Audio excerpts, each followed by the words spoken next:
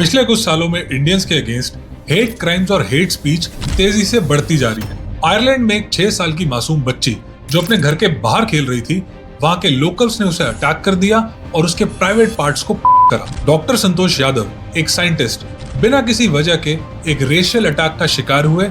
Multiple injuries आई, उनके face पे fracture हुआ और सर्जरी तक करानी पड़ी। और आए दिन ऑस्ट्रेलिया में एंटी इंडियन और एंटी इमिग्रेंट रैलीज और सोशल मीडिया पे हर रोज इंडियंस के खिलाफ हेट कमेंट्स आना तो नॉर्मलाइज हो चुका है। और ये सब रुक नहीं रहा, बल्कि बढ़ता ही जा रहा है।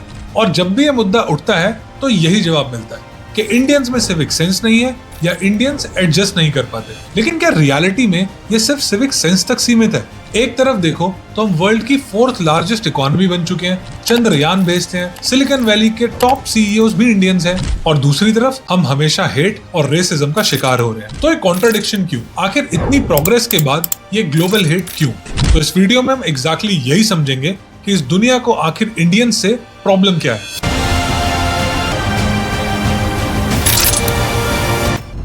सबसे पहले बात करते हैं सिविक सेंस की।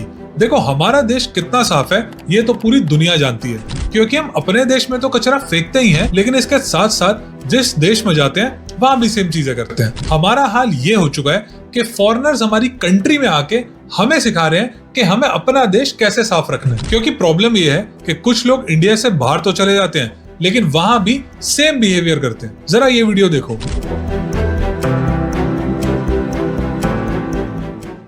पार्किंग में गाड़ी लगाकर पब्लिक स्पेस को ब्लॉक कर दिया, जैसे कोई अपनी पर्सनल प्रॉपर्टी हो, और वहां मस्त पिकनिक चल रही है। मतलब पब्लिक स्पेस की तो कोई रिस्पेक्ट ही नहीं है। फिर चाहे वो बुर्ज खलीफा पे गरबा करना हो, आईफिल टावर पे गाने गाने हो,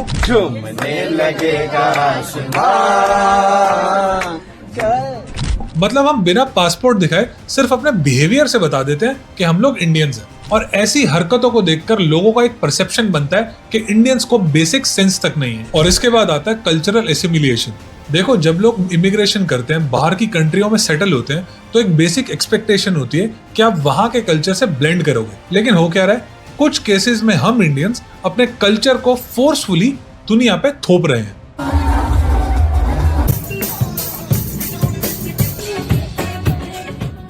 मतलब इन लोगों से पूछो, क्या तुम कभी इंडिया में ऐसे सड़कों पे नाचते थे? नहीं ना। तो फिर बाहर जाके ऐसा क्या स्पेशल हो गया कि सड़कों पे नाचना पड़ रहा है? देखो, इसके अलावा एक चीज और है जो थोड़ी कंट्रोवर्शियल हो सकती है, अपने फेस्टिवल्स को सेलिब्रेट करना। देखो, कनाडा में इलीगल दिवाली के फायरवर्क्स की वजह से 2 घर जल गए। वहां के एक लोकल का घर जल गया और 6 महीने तक अब उसे एक दूसरे घर में रहना पड़ेगा। और हैरानी की बात यह है कि जब ये लोकल फायर डिपार्टमेंट को अपनी स्टेटमेंट दे रहा था, तब भी इसकी स्ट्रीट पे पटाखे जल रहे थे। और जिन एरियाज में ऐसी ट्रेजेडी नहीं हुई, वहां पे पटाखों का कचरा वो तो सिटी आके उठाएगी।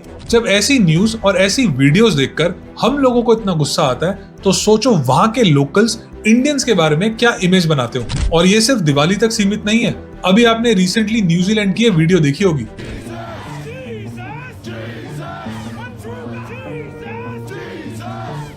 देखो, अपने कल्चर को सेलिब्रेट करना और उन्हें दूसरों पे थोपना, इन दोनों में बहुत फर्क है। अब कुछ लोग आर्ग्यूमेंट करेंगे कि अरे इसमें प्रॉब्लम क्या है, इन लोगों ने गवर्नमेंट से परमिशन ली होगी, प्रॉपर अरेंजमेंट्स करे होंगे। देखो, समझना ये होगा कि बात सिर्फ परमिशन लेने की और लीगैलिटी की नहीं है। बात ये है कि दूसरी कंट्री के एनवायरनमेंट की रिस्पेक्ट करना।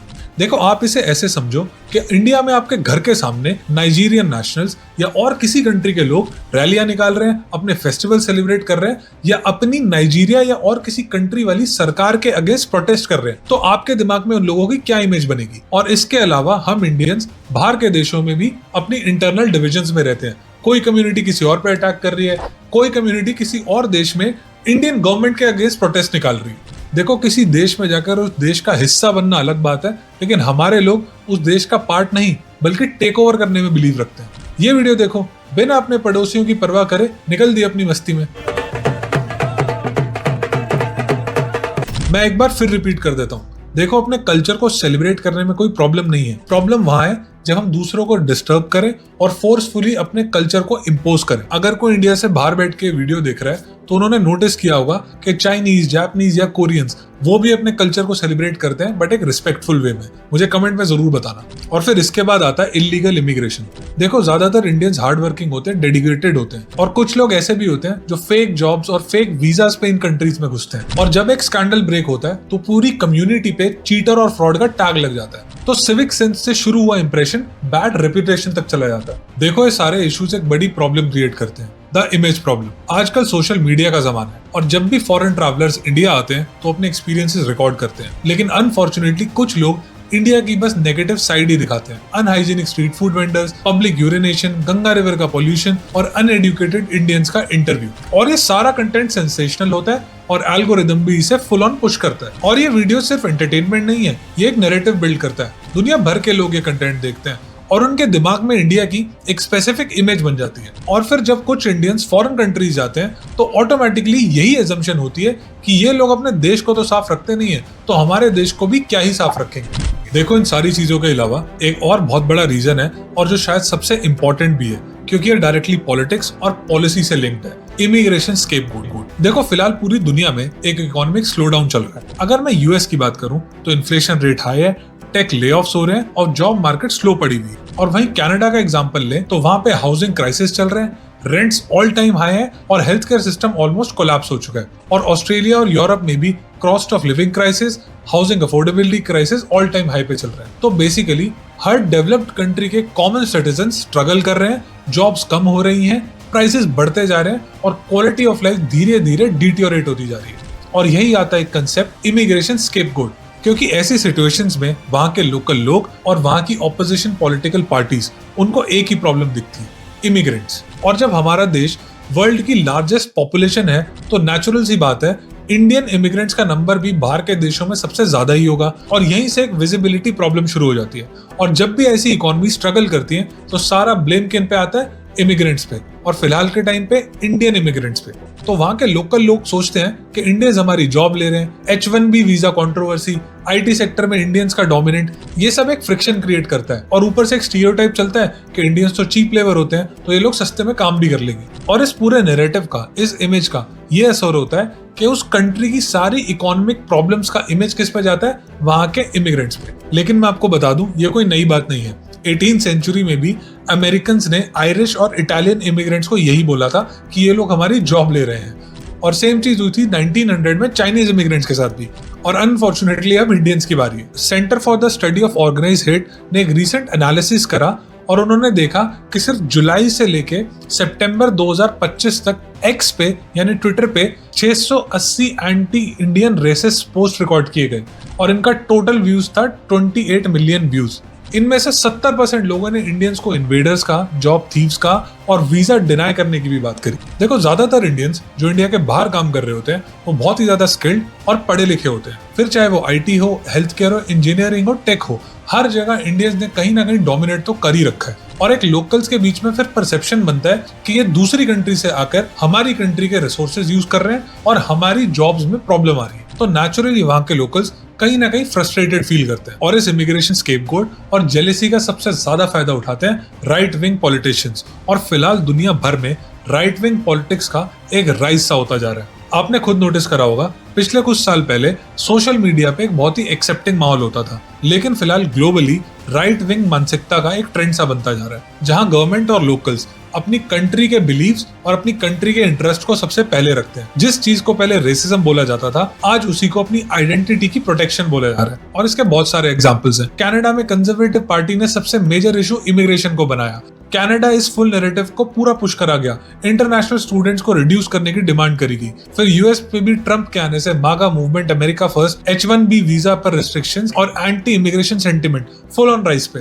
और ऑस्ट्रेलिया में भी रिसेंटली आपने ओपनली एंटी इमिग्रेशन रैलीज तो देखी ही होंगी। और ये पॉलिटिशियंस एक क्लियर मैसेज देते हैं कि तुम्हारी सारी प्रॉब्लम्स का रीजन ये इमिग्रेंट्स हैं, इन्हें निकालो, सब ठीक हो जाएगा। और अनफॉर्चुनेटली ये मैसेज काम भी करता है, क्योंकि ये इमोशनल है और सिंपल है। क्योंकि कॉम्प्लेक्स इकोनॉमिक सॉल्यूशंस या मॉनेटरी पॉलिसी की बात करने से इजी है इमिग्रेंट्स को ब्लेम करना। तो ये कॉम्बिनेशन परफेक्टली काम करता है, economic slowdown, large Indian immigrants और राइट विंग पॉलिटिशियंस का राइज।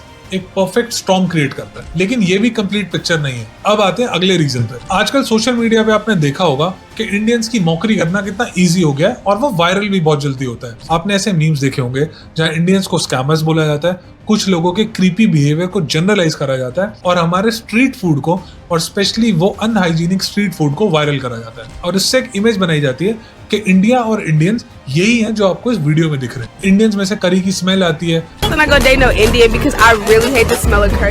अननेसेसरी नॉइस करते हैं हम लोग।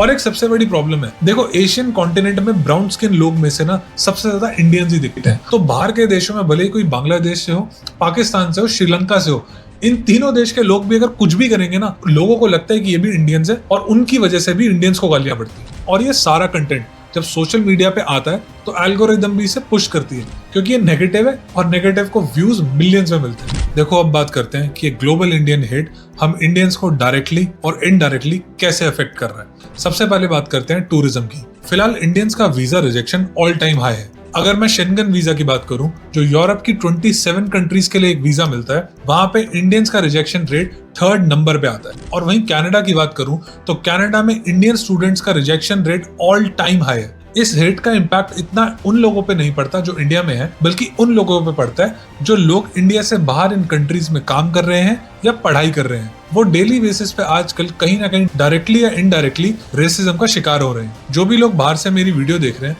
प्लीज कमेंट में मुझे अपने एक्सपीरियंसेस जरूर बताना। अगर मैं इंडियन स्टूडेंट्स की बात करूं तो इंडियन स्टूडेंट्स लाखों रुपए खर्च करके एक क्वालिटी एजुकेशन के लिए इंडिया से बाहर आते हैं। लेकिन रिसेंटली ऐसे इंसिडेंट्स हुए हैं कि इंडियन स्टूडेंट्स पे अटैक हुए, कई जगह पे तो स्टूडेंट्स का तक हो गया। इसके अलावा एयरपोर्ट पर एक्स्ट्रा चेकिंग और सस्पेशन, इंटरनेशनल जॉब्स और इंटर्नशिप में बायसनेस और इंडियन टूरिस्ट के साथ नेगेटिव ट्रीटमेंट और ऑनलाइन तो हमारी इमेज में ऑलरेडी डिस्कस कर ही चुका हूँ। ओवरऑल इसका इम्पैक्ट ये हो रहा है, आज के टाइम पे इंडियंस की इमेज ग्लोबली नीचे जाती जा रही है। देखो अगर मैं इसके सॉल्यूशंस की बात करूं तो इतना आसान नहीं है, क्योंकि मेरे को लगता है कुछ इसके एक्सटर्नल सॉल्यूशंस हैं और कुछ सॉल्यूशंस हैं इंटरनल। और एक्सटर्नल सॉल्यूशंस ऐसे हैं जिन पे हम लोग तो ज्यादा काम नहीं कर सकते, हमारी गवर्नमेंट और इवन बाहर के देशों की गवर्नमेंट इस पे जरूर काम कर सकती है। जैसे जब भी अगर कोई ऐसा इंसिडेंट किसी और देश में होता है तो हमारी गवर्नमेंट को प्रोएक्टिवली वहां की गवर्नमेंट को अकाउंटेबल ठहराना चाहिए और उनसे स्पेशल डिमांड करनी चाहिए कि ये सारी चीजें फ्यूचर में ना हो। और वहां के देशों की गवर्नमेंट को भी ऐसे स्टेप्स लेने चाहिए कि वो ऐसी हेट स्पीचेस को पहले ही रोक दो कि वो हेट स्पीच हेट क्राइम ना बन जाए। और कुछ ऐसी चीजें जो हम खुद कर सकते हैं, क्योंकि अल्टीमेटली हम सबकी रिस्पॉन्सिबिलिटी है। जैसे अगर हम किसी दूसरे देश जाते हैं तो उसके तौर तरीकों को समझना, वहां के कल्चर में ब्लेंड होना। अगर कहीं नॉर्मली हम पब्लिक स्पेस जैसे रेस्टोरेंट में बैठे हैं, ट्रेन या लाइब्रेरी में बैठे हैं, तो अपने फोन की या किसी भी चीज की वॉल्यूम को थोड़ा कम रखना, क्लीनलीनेस मेंटेन करना, अपना हाइजीन मेंटेन करना। मतलब ये इतनी बेसिक चीजें हैं ना कि सिर्फ इंडिया के बाहर ही नहीं, हमें अपने साथ भी डेली बेसिस पे करनी चाहिए, ताकि इंडिया में भी हमारा एनवायरनमेंट एक बेटर एनवायरनमेंट क्रिएट हो। और ये चीज हमेशा ध्यान रखना कि अगर हम किसी और के कल्चर की रिस्पेक्ट नहीं करेंगे, किसी और के एनवायरनमेंट की रिस्पेक्ट नहीं करेंगे, तो अल्टीमेटली हमारी भी रिस्पेक्ट जीरो ही होगी। तो हमें इंडिया का बेस्ट शोकेस करना चाहिए, ना कि क्रिंज। ओवरऑल इस वीडियो का पर्पस यही था कि सिर्फ सिविक सेंस ही नहीं, कुछ इकोनॉमिक रीजंस भी हैं, कुछ राइट विंग पॉलिटिशियंस का राइज भी है जो इस ग्लोबल इकोनॉमिक हेट को फ्यूल कर रहा है। तो सारी गलती सिर्फ हमारी नहीं है और सिर्फ कुछ लोगों की हरकतों की वजह से आप पूरे इंडिया की इमेज नहीं बना सकते। मुझे कमेंट्स में अपने थॉट्स जरूर बताना और अगर आप बाहर के देशों में रहते हो तो प्लीज अपने एक्सपीरियंसेस जरूर शेयर करना। Thank you. और अगर ये वीडियो अच्छी लगी हो तो इसे लाइक करना और मेरे चैनल को सब्सक्राइब करना।